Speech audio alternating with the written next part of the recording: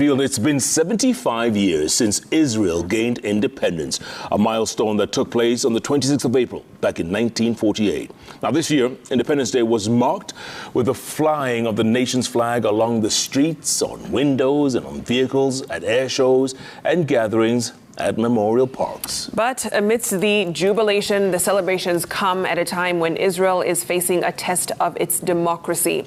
A proposal by Prime Minister Benjamin Netanyahu to reform the judiciary has received opposition, with Israelis staging demonstrations on the streets since January. Now, on Thursday, Netanyahu's supporters held counter-protests in Jerusalem ahead of the reopening of the parliament on Sunday. Our reporter Gatete Njoroge, who is in Israel, attended one of the ceremonies and also covered the demonstrations, and he produced the following story. Song and dance at the Mahal Memorial Park. Families, friends and tourists gather to mark Israel's Independence Day. This memorial park, built in honor of volunteer soldiers from other countries who fought alongside Israeli forces in the 1948 war, is one of the places where residents converge to celebrate. Flowers are placed at the memorial park in memory of the fallen heroes on this day. There were over 4,000 volunteer soldiers who joined the Israeli forces to fight with them from the Jewish state after the Second World War, where over 6 million Jews were killed. Hallelujah! Hallelujah! On this day, families gather in parks where they enjoy barbecue meats, eat, sing and dance. It's a happy day, it's a day of celebration.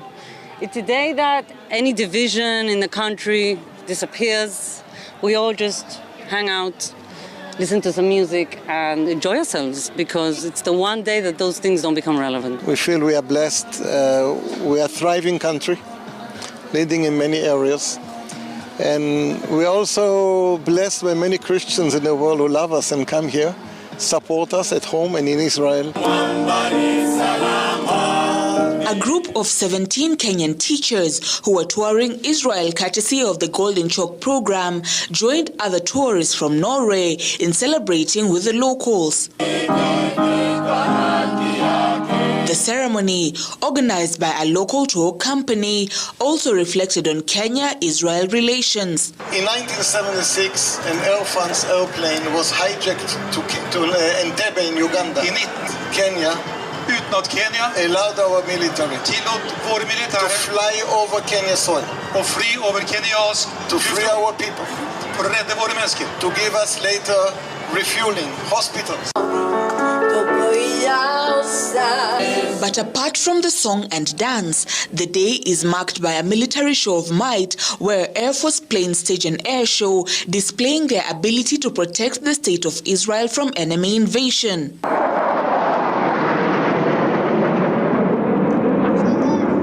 From fighter jets to helicopters, the sky is painted white, a symbol of peace.